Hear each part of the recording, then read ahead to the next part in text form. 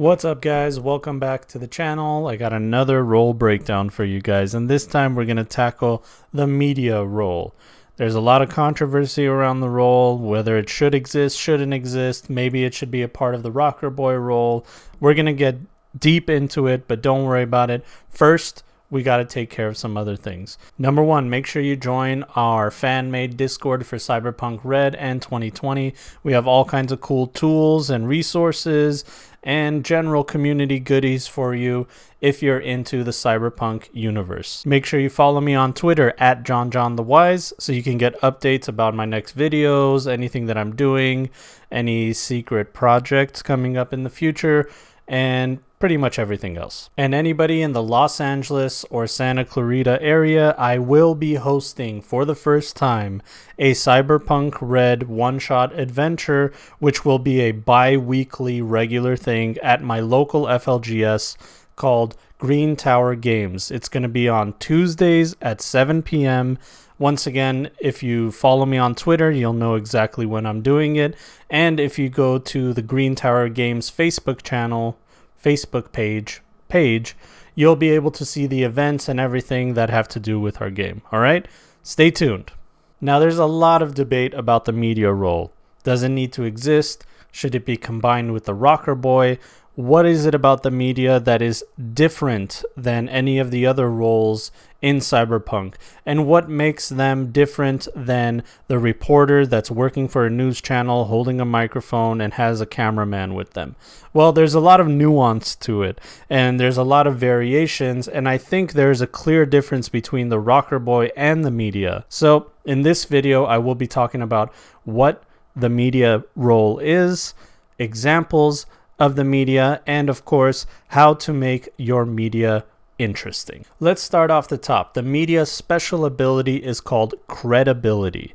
And what this basically means is the higher your credibility score, the larger your audience, and the larger your audience that actually believes what you have to say. And if you're confused on what a rocker boy does different than a media, there's one sentence that really helped me understand the whole thing, and that is the rocker boy inspires while the media informs. To help you understand what makes the media so important in Cyberpunk 2020, we have to talk about the Seward Act.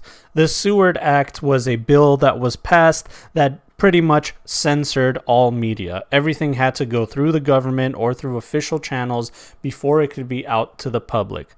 So, of course, we have seen this in our own world. We have seen what that does. The truth will eventually get out no matter what. And what that has created is two sides of the same coin. There is the official media that works for corporations or the government or something official. And then there is the underground media that is either a criminal enterprise or somebody that piggybacks off of official broadcasts and interrupts them with their own broadcast. And although there are two different sides to the coin, that does not mean that there's the dichotomy of good and evil when it comes to the news. They all lie, they all tell the truth, they all blackmail, they do everything they need to for their own personal gain.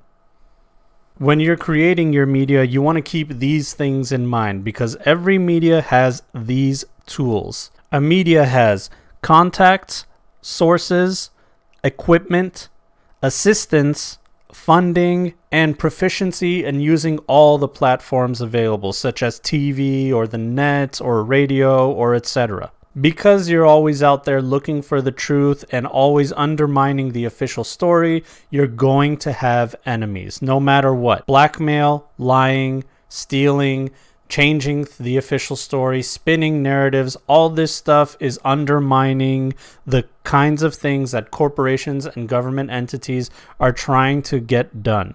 So if you're the type of person that's going around spreading lies and misinformation, you can expect a group of solos to come and knock on your door regularly.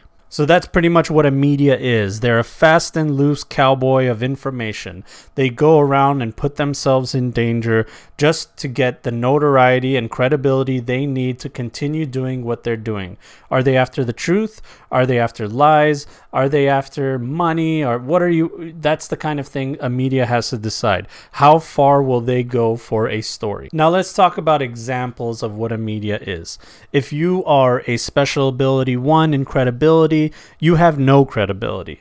You're just coming up and you probably have an assistant, maybe a cameraman that you're paying in peanuts, and someone that maybe collects information for you. But to be honest with you, you're not really a real journalist.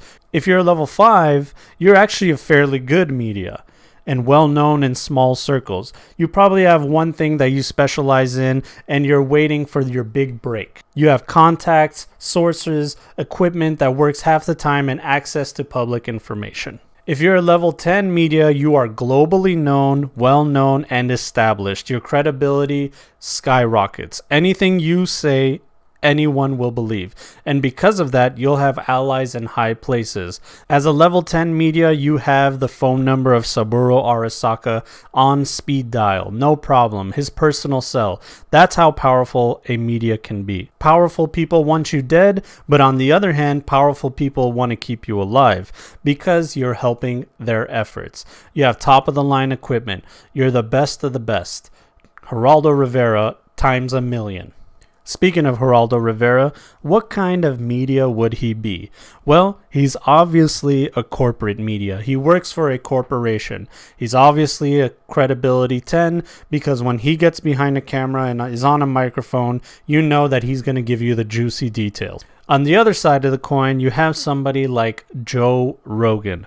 Joe Rogan is a podcaster. He has his own podcast. He has one employee, maybe two, and he answers to nobody. He can have on politicians, scientists, comedians, you name it. He'll have them on his show with no ad breaks in between and have a full face-to-face 4-hour conversation with them, and you can buckle up for the ride and listen in. He would be considered an underground media because he does not work for a major corporation. They, in fact, work for him. Now let's talk a little bit about how to make your media more interesting. Remember, at the end of the day, your media is an edge runner. That means they shoot guns, they kill people, and they generally go around doing things that the general public stays away from. While other edge runners use opportunity, luck, and cunning to survive, a media uses those things to find the next big story. Now, if you want to make your media interesting, there's a few questions you need to answer to yourself in character creation. You need to remember that you are a public persona, and that is your entire life.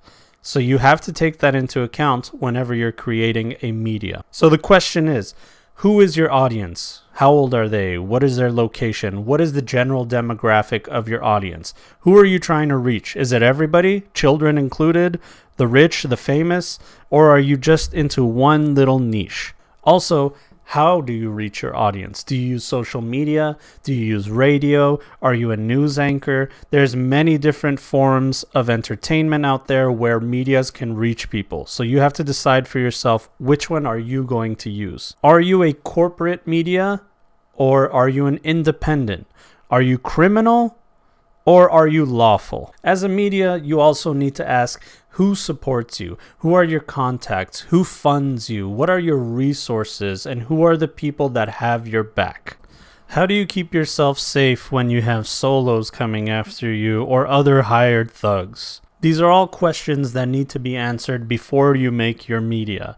Now, using those questions, let's answer them with an example given from the book The Home of the Brave. In The Home of the Brave, they give us an example of a media called Frederick Gary Guyerson. I think that's how you say his last name.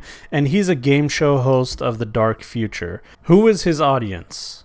His audience are the people that watch his show called Harsh Realities. How does he reach his audience? With his TV show, of course. And whether he's corporate or independent, it's obvious that he's a corporate man. He is a corporate media working for a major studio that is creating this show for him. Not only that, he grew up corporate and graduated as a corporate, and the only reason he got the idea for this TV show is during a 48-hour bender where he went and did drugs and went into the criminal underworld. He realized that there's a lot about life that he's missing out on, and that was the idea of his show. Harsh Realities is a TV show where you take cushy corporate kids out of their corporate environment, put them in the real underground underworld, and they live like street scum, eating kibble so they can understand what the realities of life are like. Hidden cameras watch them, everybody loves it, and it's one of the most popular shows on TV. Now, who supports him? Well, he's obviously supported by the corporations that own the TV station or that broadcast his TV show.